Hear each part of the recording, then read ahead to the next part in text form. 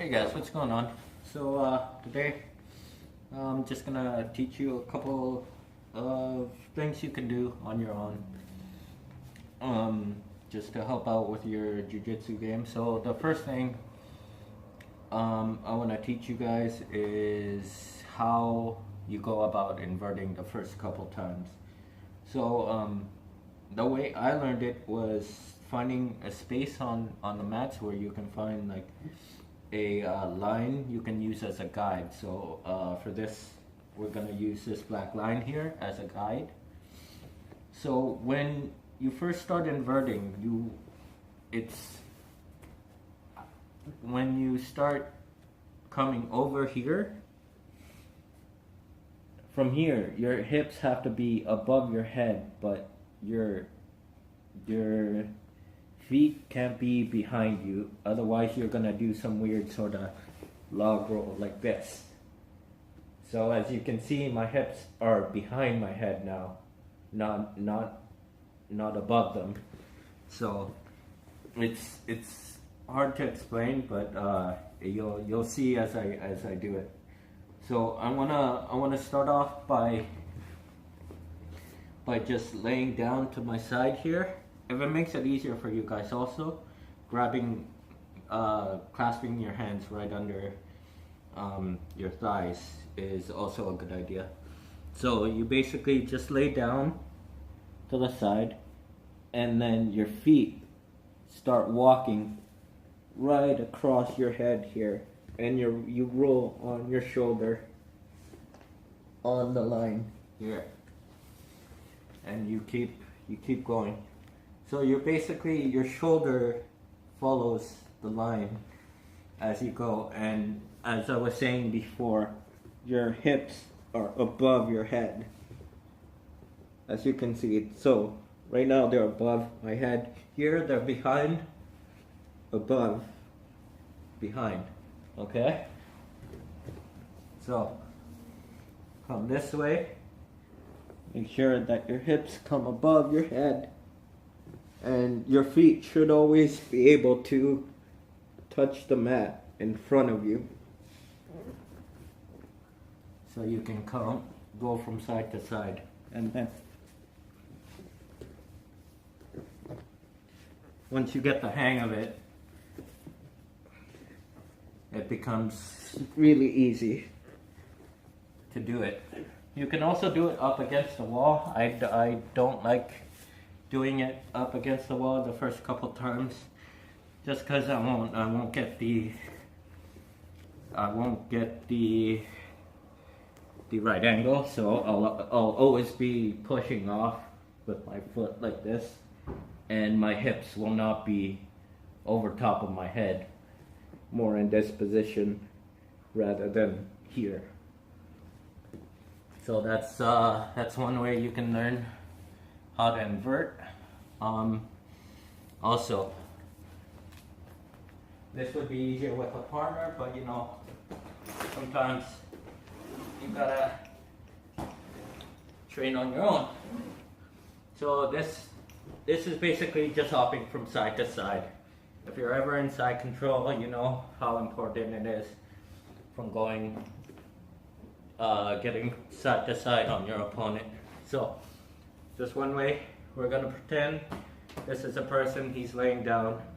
I'm gonna take my arm, hug real tight, and then I'm gonna do a headstand and just jump over top to the other side. Get side control. Make sure I hug real tight, and then put my head on the ground and my hand on the ground as well. So this is a good thing to do if the person starts trying to turn into you. You can just grab the thigh, come over top, and then you won't have to deal with their feet coming in trying to re-guard after that. So one more time, you hug, you put your head on the same side as your hand is, and you just jump over, which is easy. The second part to this would be doing the um, doing the cartwheel pass. So if someone is just sitting like this, you might see people start cartwheeling towards the sides. It's a good technique to do every now and again, because you're basically stepping over their knees and their hips, and because you have pretty good control over this, even if they start turning back into you, you're still in a good position because you can push away, and you're not in danger of being swept too badly.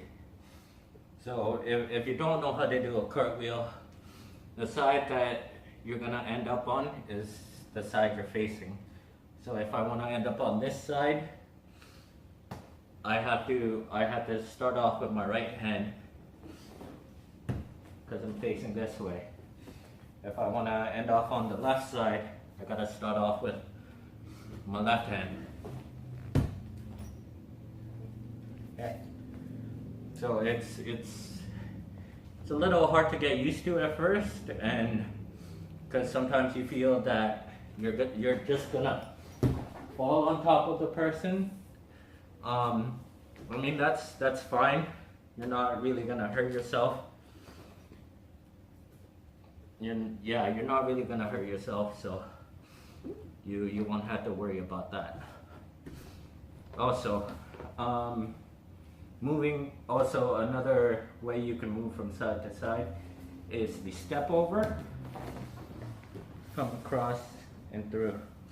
So it'd be easier to show with a person, but you can definitely do the transition on your own.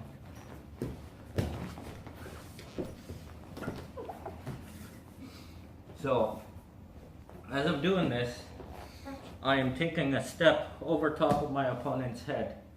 After that, I take my right arm, my left arm in this situation. I put it right on the hip, and then I put my knee down, my left knee down. Now, I swing my other leg over top.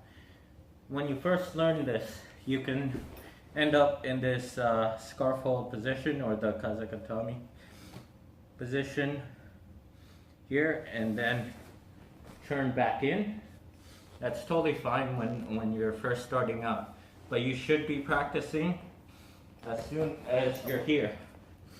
Just make a small adjustment of bringing your knee back. This is a lot faster to do, and you won't have that big readjustment to do. So one more time, we're here, over top.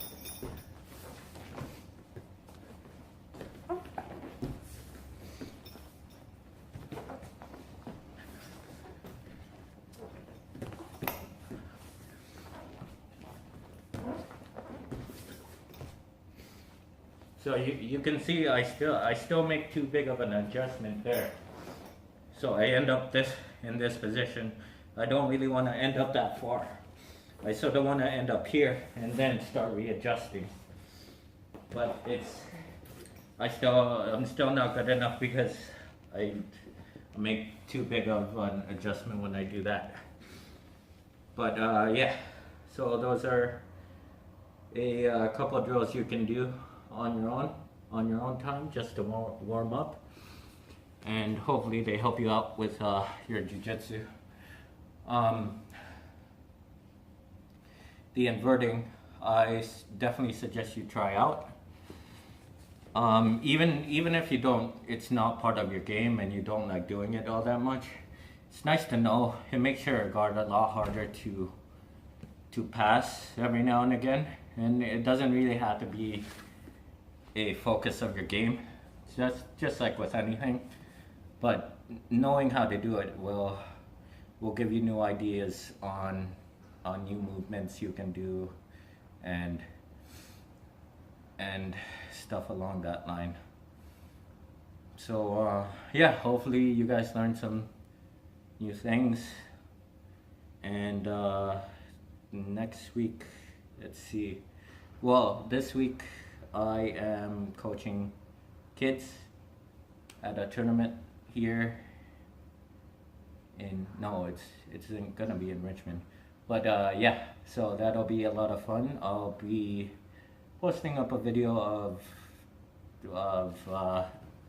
the tournament that's happening. I'm not competing in this one, but I am gonna be there coaching, so you guys can see what it's like at competitions. So yeah, hopefully you guys had fun and enjoyed this video. So yeah, I will see you next week. So stay safe, roll safe.